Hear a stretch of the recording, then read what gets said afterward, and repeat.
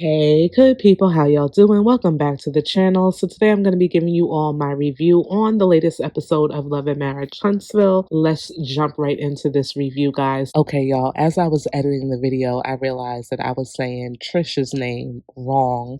I was saying Tish when in fact her name is Trish. So I apologize about that. So the episode opens up with Nell and Chris Fletcher. Nell is at Chris's office. She wants to discuss the situation with their family as far as her and him, I guess mainly her, always putting out money for their kids. And it really is overwhelming now. But before she gets into that conversation, Chris mentions the fact that he will be showing a listing to both Sonny and Moses. And this prompts Nell to ask if he's talked to Destiny about it because of their situation. And when she kind of said that, and of course I'm paraphrasing, I was like, what's going on with Chris and Destiny? What's their issue? What's their background? What's their history?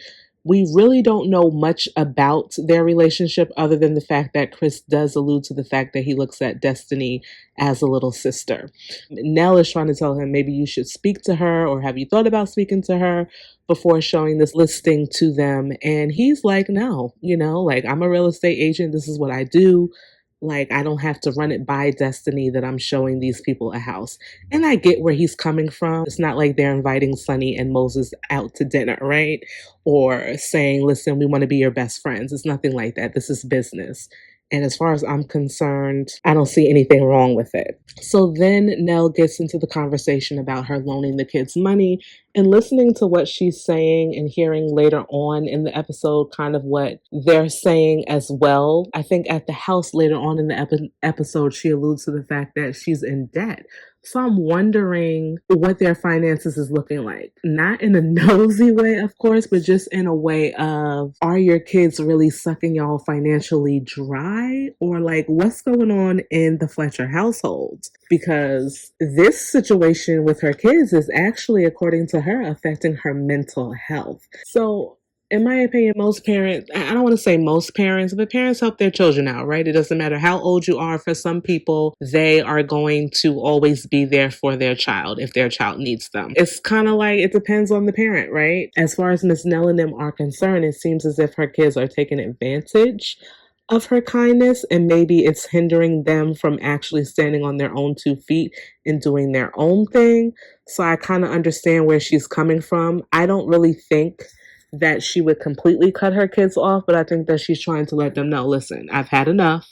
Like she says later on in the episode, don't be coming back saying you need X, Y, and Z. We don't need a boy who cried wolf situation. So Chris says that he understands where Nell is coming from, like he's going to back her. She kind of questioned if he's noticed anything different about her as it relates to this whole situation. And he says that he does. I don't really believe that he does, because I feel like if you notice that your wife is stressed or that your spouse is stressed, wouldn't you address that with them? I don't know. Y'all let me know what y'all think about that. I found it weird that she would ask him that question, number one. And I also just find it weird that when they had their confessional and he was expressing to her that he would have her back, like pile stuff on, he was basically telling her, listen, if you have issues or things that you want to address, don't hold them in. Let me know what they are. And when he was telling her that, she was like, oh, really? So you're going to handle it? Like almost doubting him.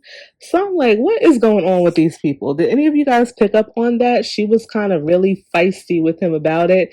And almost as if she was saying, yeah, I don't believe you're going to do anything, but I'm going to make sure that if something else does arise, I'm going to throw it in your lap. So I don't really know how to take that. I thought it was this kind of, you know what I'm saying? Y'all let me know what y'all thought about it. Let's move on. In the next scene, we see that Martell comes over to Stormy's warehouse and they're talking. They bring up this whole Tish thing. Stormy finds the meeting that she had with Martell and Tish to be very uncomfortable, which I totally agree. It was uncomfortable to watch, and it seems as if, according to Martell, that he and Tish have not hooked up, but I guess we're trying to see if there was anything there with one another. He says that she's come to his house a couple of times, but nothing's happened. I don't believe that. I don't believe that. I think, I mean, Either they're putting on for the show, or you just don't go to somebody's house for no reason.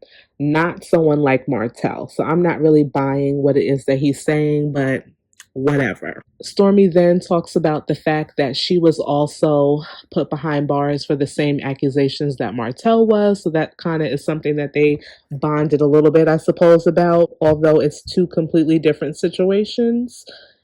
Even though Martell is trying to make it seem like it's all the same, it's not. When Stormy tells Martell about her situation, she goes into a little bit more detail and lets him know that it was actually a millimeter who came to the warehouse. And she obviously is a complete stranger. She didn't know what the intention of that person was. So she basically cursed the person out. And as a result of what she was saying, she had a warrant out for her arrest. Martell feels like Melody should be able to control the millimeters. Obviously, most of the cast, that is their sentiment. My rebuttal to that is Melody was married to you for how long? If she couldn't get you straight about stepping out on her, what would make you think she can control grown adults that she does not know? That's not realistic, Martell. Any opportunity that Martell has to disparage Mel, he 100% goes for it. Stormy also tells him that she and Mel are in a better place. They're obviously not best of friends, but they're cordial. They did have that scene earlier in the episodes where they went out, and I thought it was real cute. You could tell that their relationship is not the same. You could see Stormy actually moving, in my opinion, with some caution as it relates to Melody. I don't really know what the core issue was between the two of them. I know that Stormy's mom got involved because I guess Melody kind of alluded to Stormy being involved with recording her without her knowledge. So I'm assuming it stems from that, but I honestly think, like, listen, I like Mel a lot. But as far as the show is concerned, I don't think that any of these people are really her true friends. And we can see that even when she does a little something for herself, like she did earlier this season as well.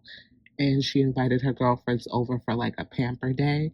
Those are her friends. These people on the cast, these are just her coworkers. So a part of, a part of me is like, well, this is reality TV, but the other part of me definitely feels for Stormy because I feel like she felt like they had more of a relationship than just that. In one of the other scenes, we have Martell and Fletcher together. They're at Martell's, I guess, the house that he built because he's into construction. And this is also the same house that Fletcher is going to be showing Moses and his wife. Her name escapes me at the moment. So they come over, they're discussing, the house and everything with Martell. Then they talk about the whole Destiny situation. And I'm just like, we've been there, done that. I am so sick and tired of hearing about this little situation that these people have found themselves in. I definitely feel like it's just it's getting tired for me at this point. It's like, let's move on. So Moses' wife, guys, her name is escaping me, please forgive me, but she is basically saying she has no hard feelings towards Destiny. She hopes that they can one day be in the same room and everything be fine, at least be like cordial with one another. And I would buy that if it weren't for the fact that when she was on that live Carlos and Melody podcast that they did, she was acting real nasty, in my opinion, about the whole situation. And it just did not come across as someone who genuinely fell in love with this person, and it wasn't any type of like backstabbing going on. And now, looking at the whole situation, do I believe that they probably got together while Moses and Destiny were still together? I do believe that. Do I believe that she intended to date Destiny's man? I don't think from the onset that's what happened. They probably saw each other, had an attraction when they first met, then their paths crossed at another time, and maybe that's when their whole romance started. But I definitely don't think that this woman was intentionally trying to hurt Destiny. However, her coming on the show and all of this other stuff that she's doing, it's like you're capitalizing on her pain. I personally don't really care for it, but whatever floats their boat. So I found it interesting as they're talking to Martell and Chris.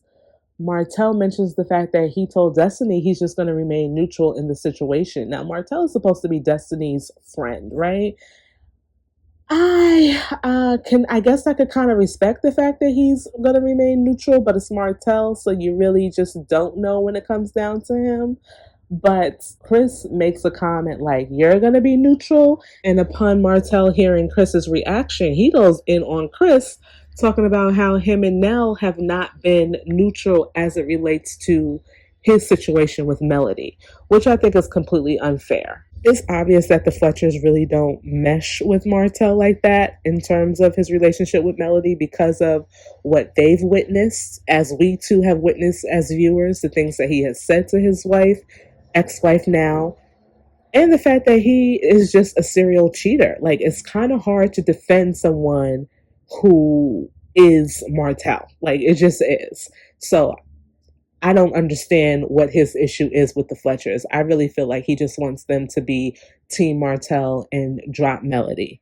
And it doesn't look like that's going to happen anytime soon.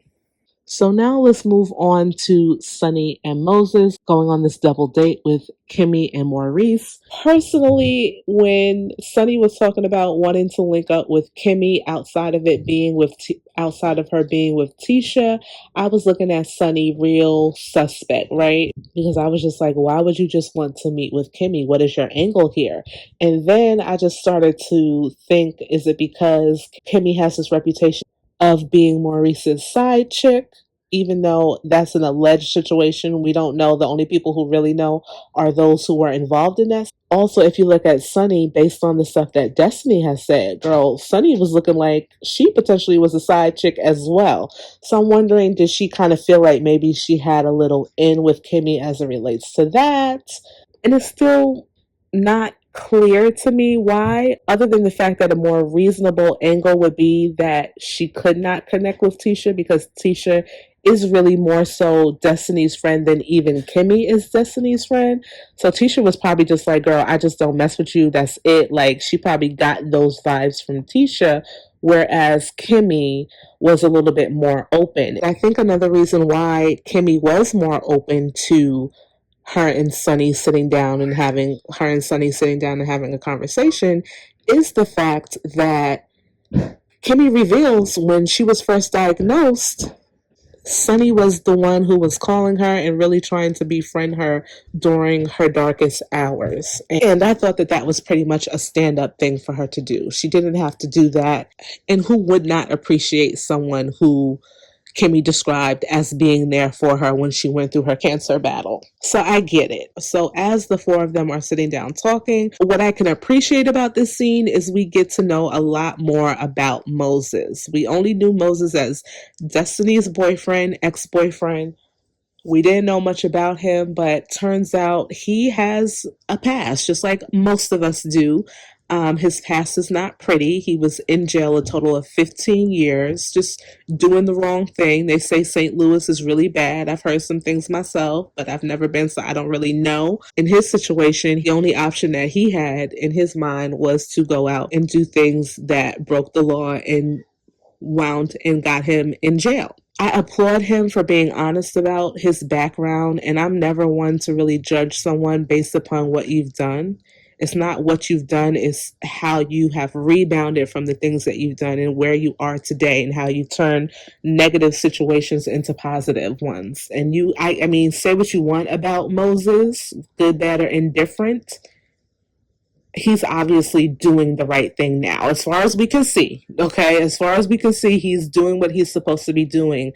And what was so eye-opening about just hearing about his past, even the little things that he was saying about his relationship with Sunny, it just seemed like Sunny helped elevate him to be the best person that he could be. And then, of course, when you hear him talk about Sunny in this way, you wonder to yourself, like, well, what was the situation with Destiny? And I honestly feel like Destiny needs to be in my opinion, just from what she's presented on the show, she needs to be a kept woman, okay? She needs to be with somebody who has a little coin, who can help elevate her.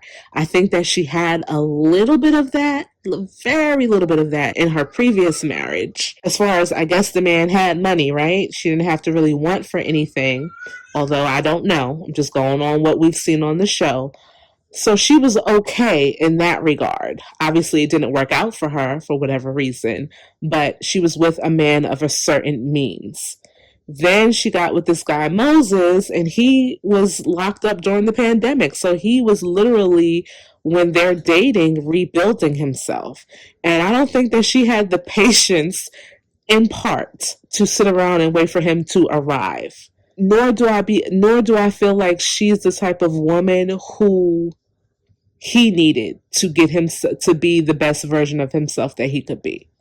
So looking at that whole situation, I do feel like him and Sonny, I don't know, what the future holds for them. I wish them nothing but the best. But I do feel like she's the better woman for him in that regard. I see a lot of people online are saying that Destiny really dodged a bullet because of his past. Again, people make mistakes. Nobody is perfect. It's how you evolve from the things that you've done before. So I don't think that that's necessarily fair, but I do feel like, being that he has, based upon what Destiny has said, a reputation of being a ladies' man and not being faithful, she's dodged a bullet in that regard. I also thought that this conversation was really good because we saw how Maurice opened up about his upbringing. Like, who knew? I mean, maybe I missed it. I did not know that his father was incarcerated. That is not something that I think I've heard him or Marsau say before in any of these episodes that I've been watching for the last, I don't know how many years now. So that was a revelation. He also talks about how most of the people that he hung out with growing up are no longer with us. And that was really interesting to hear as well. So I think that this whole meetup really humanized all of them. And, even though I don't particularly care for any of them like that, I don't know these people, of course, but what they presented on the show, I'm not fans of. I could appreciate the fact that they were opening up to one another, and in part, it allowed us as the viewers to look at them a little bit differently. What I didn't like about this scene is the fact that Kimmy was kind of trying to be the realtor for Sonny and Moses, and I'm looking at her like, well, girl, excuse me, ma'am. That is unethical. However, I don't really know much about the real estate world, but apparently if Sonny and Moses didn't sign any paperwork with Chris, any other realtor is more than welcome to assist them as they search for homes.